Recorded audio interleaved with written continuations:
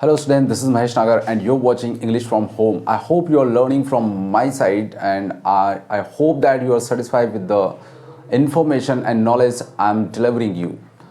If you are satisfied, if you are getting benefit from my side, then please subscribe my channel so that you can get more and more information about English literature. In my previous video, I have explained you what is the definition of haiku, its type, and each and everything about haiku, the Japanese form of poetry. In today's video, I'm going to tell you, I will explain you what is an elegy. ठीक है, elegy क्या होती है? जैसा मैंने promise किया था, elegy क्या होती है? तो I have written a short definition of it. An elegy is typically a poem of lament. That is the important thing. ये एक poem होती है और वो क्या करती है? Lament बताती है, ठीक है?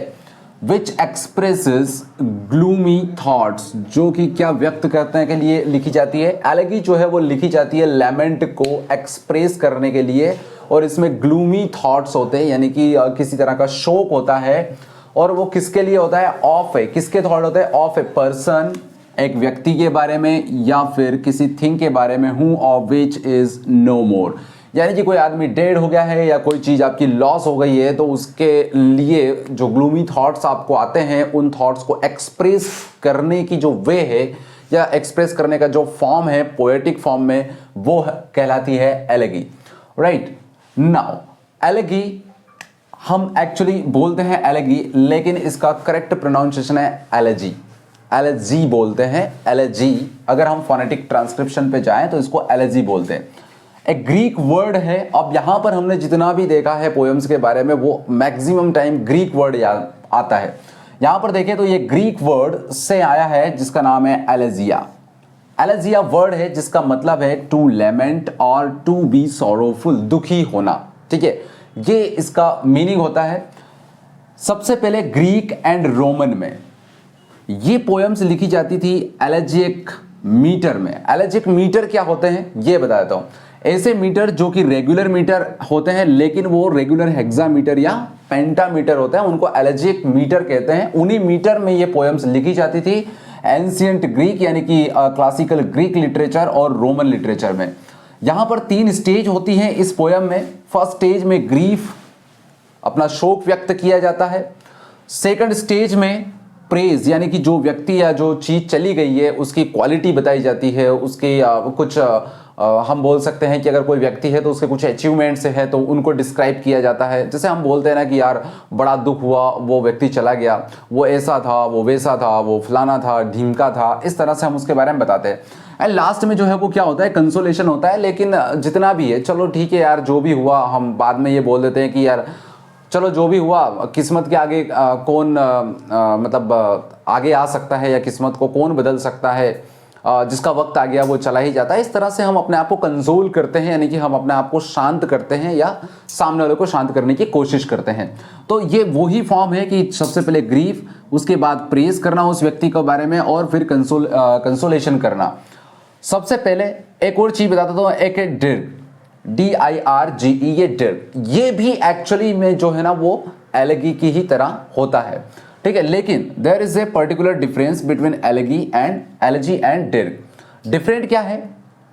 जो डिर्ज होते हैं वो शॉर्ट होते हैं, लेस फॉर्मल होते हैं, यानी कि इनमें फॉर्मल लैंग्वेज यूज नहीं की जाती है, एंड इनका जो टेक्स्ट होता है वो एक सॉन्ग के फॉर्म में होता है.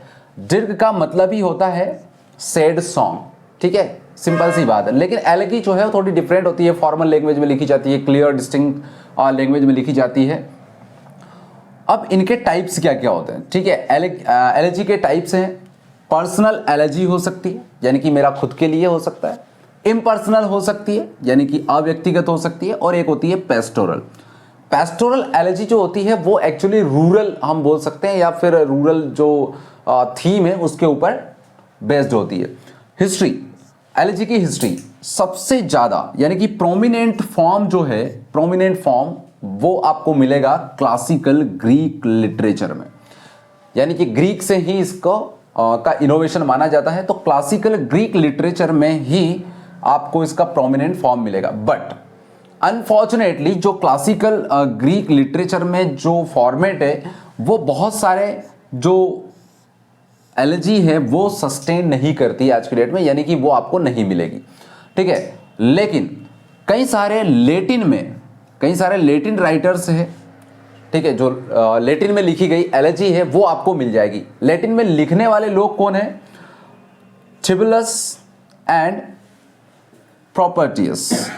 प्रॉपर्टियस। ये दो ऐसे एलर्जी राइटर्स है जिनके एलर्जी आपको ओरिजिनल फॉर्म में आज भी अवेलेबल है, वो मिल जाएंगे, ठीक है। सबसे फेमस और हम कहें कि मास्टरपीस जो बोलेंगे, एलर्जी का मास्टरपीस जो है वो है ट्रिस्टिया, जो कि लिखी है ओविड ने।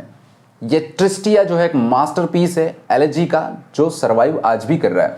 कुछ फेमस एलर्जी राइटर्स हैं जिनके बारे में हम जान लेते हैं। थॉमस ग्रे का नाम आपने सुना होगा, जिन्होंने लिखी है an elegy in country churchyard 1716 से लेकर 1771।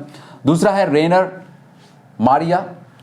थर्ड है जॉन डॉन, इनका नाम भी बहुत फेमस है लिटरेचर में। एना अखमैटोवा, उसके बाद जोहान्स सेकेंडस, उसके बाद जोचिम डू बेले। ये 1522 से लेकर 1560 तक था, यानी कि ये दोनों मान सकते हैं एक दूसरे के कंटेम्पोररी थे जिन्होंने ये एलर्जी लिखी है, ठीक है। इसके बाद इन दोनों को भी हम कंटेम्पोररी मान सकते हैं आपस में, ठीक है, क्योंकि लगभग इनका सेम ही टाइम रहा है जब इन्होंने लिखी है।